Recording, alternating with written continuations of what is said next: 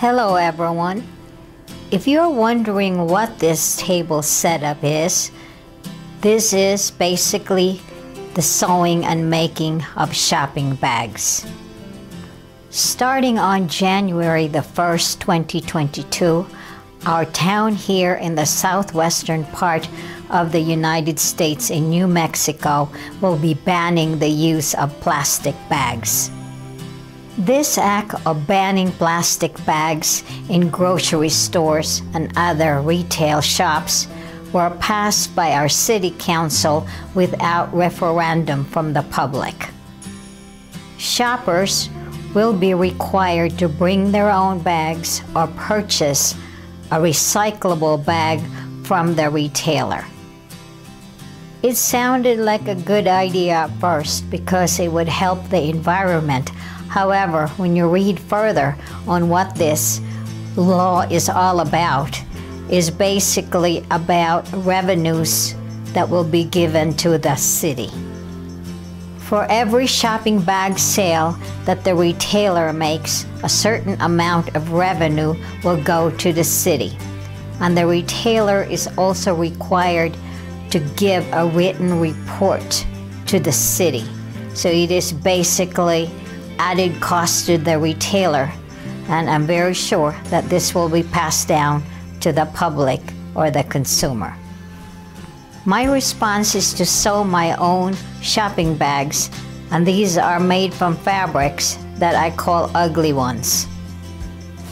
I only paid 50 cents per yard on a clearance from Walmart supermarket on this particular fabric.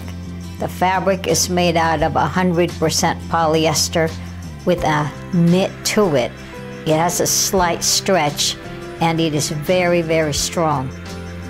I've made 3 shopping bags so far and I intend to make at least 7. I made my pattern from the Sprouts shopping bag, which we buy fresh fruits and produce from a great deal of times. In making these bags, wash your fabric first, and I wash mine in the washing machine and also dried it in the washing machine. In that way, you can wash these bags after you've made them. I started by creating my pattern by disassembling the paper bag.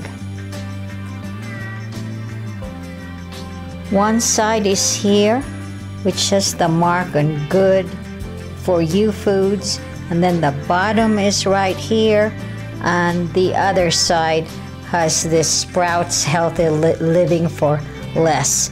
So this is just one piece all together, and again with the 2 straps right here. In cutting this fabric, I've given myself 1/2 inch seam allowance at the sides and 1.5 inches at the top part of the bag. The next step is to fold this fabric into itself. So I'm working on the lengthwise direction. You can see over here, this is at the middle of the fabric.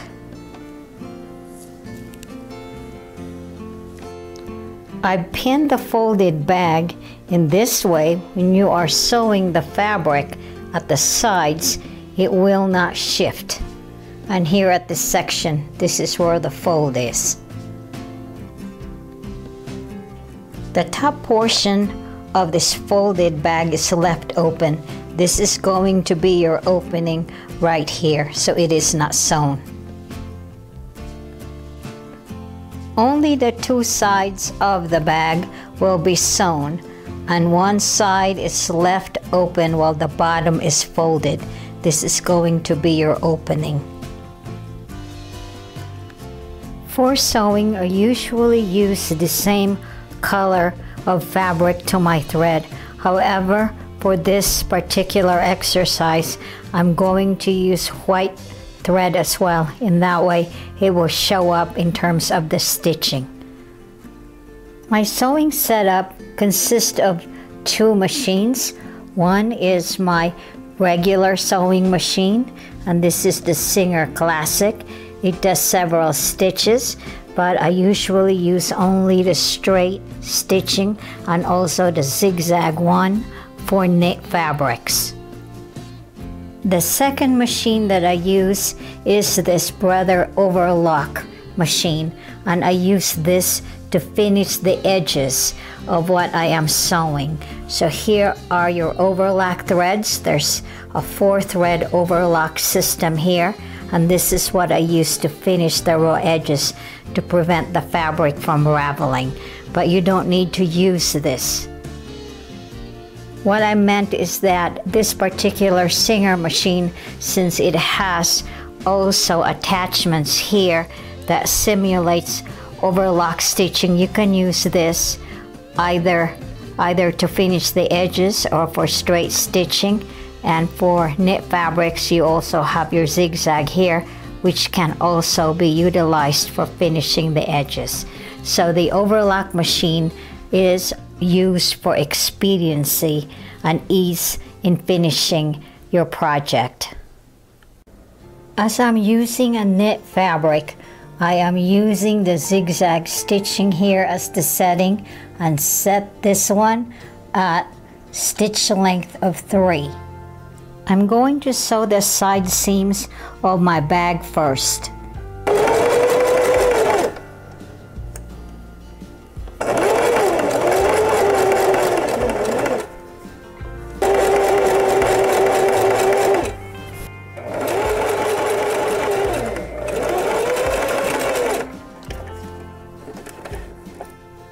Here's a view of the bag with the 2 sides already stitched up. As you can see here, here's the zigzag stitches that run from one end to the other. And these are small zigzag stitching to hold it in place. And this is because it is a knit fabric. The zigzag stitching will allow this to stretch a little bit. Now I'm finishing the edges in the overlock machine. This is the setting of my overlock machine. First 2 threads are 4.5 and the last 2 threads is 3. And the bottom threads, which are the last 2, will tighten as you sew in the overlock machine.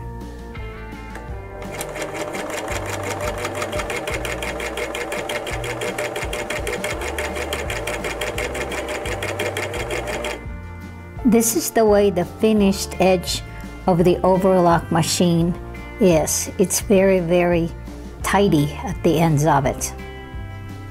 The next step is to fold the top edge so that you will have a finished edge at the very top, and also to anchor the straps in. So here I am turning at the fold about 1.5 inch to the other side. This will be stitched down. I'm stitching the inner edge of the fold right here at the hem of the fabric edge. In that way, this particular section here will hold its shape down. Here's another view of the folded edge where it's not been sewn yet, and I'm holding it down with the pins.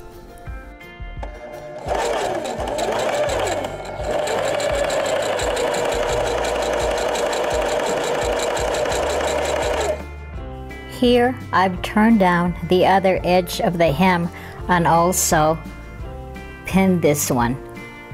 This turned down edge is also stitched down. This is the finished edge of the bag, which I call the hem. As you can see here, there are 2 rows of zigzag stitching to secure the edges in place. And to this, the handle of the bag will be sewn into. I pinned the 2 straps on the fold, and I'm going to top stitch at the edge and then fold it down to the sides to form the straps, and then I will also stitch down with zigzag to reinforce it.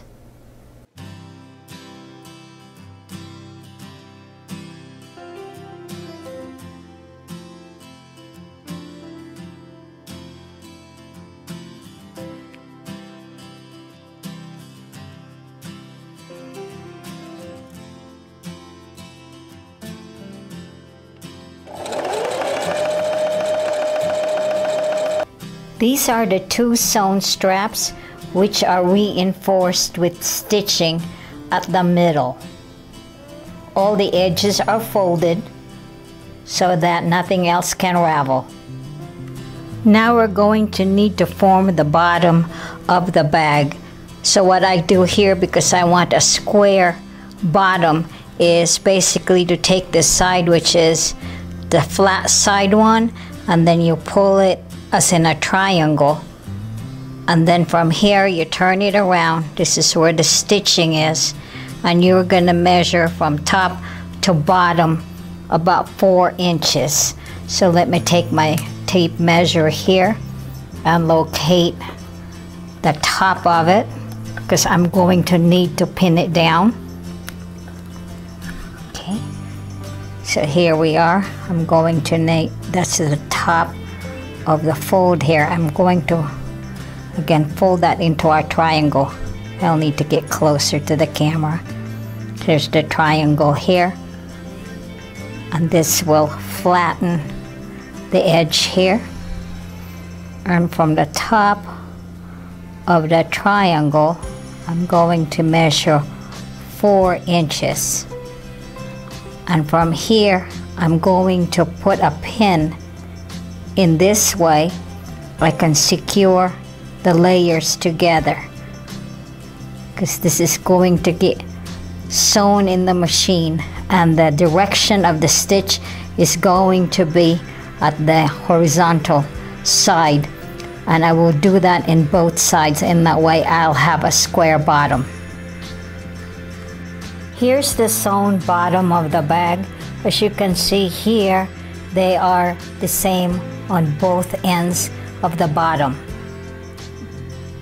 The bottom of this bag will essentially look like this, just like your paper bag. But unlike the paper bag that's just glued down, this will be sewn in and will be very much stronger than the paper version. This part of the paper bag is going to get in the way when you load your groceries, as these bottom formations will be flipping about. So I'll need to stitch both of these sides down.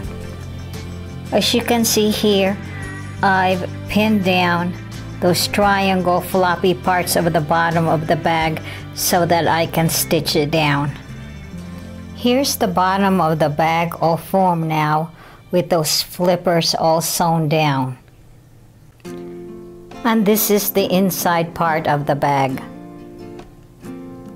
Here's the outer part of the bag, and you can see here the seams that are forming the box bottom, just like the one over here that is the paper bag version. The grocery shopping bag has square edges, so I have elected to square off the fabric bag as well. I'm going to apply stitches to 4 corners.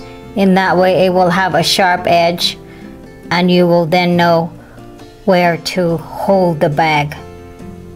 Here's the side of the bag with the stitched corners.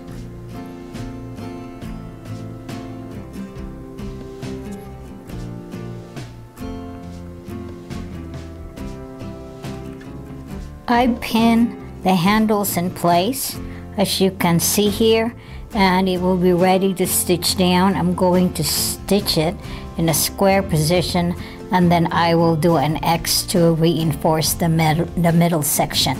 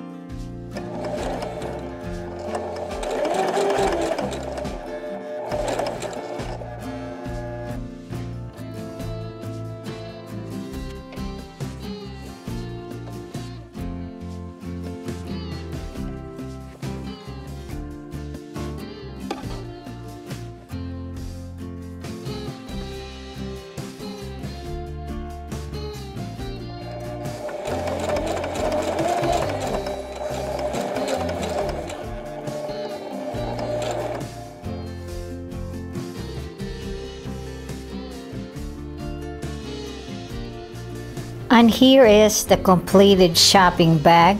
It took about an hour to complete the sewing of the bag.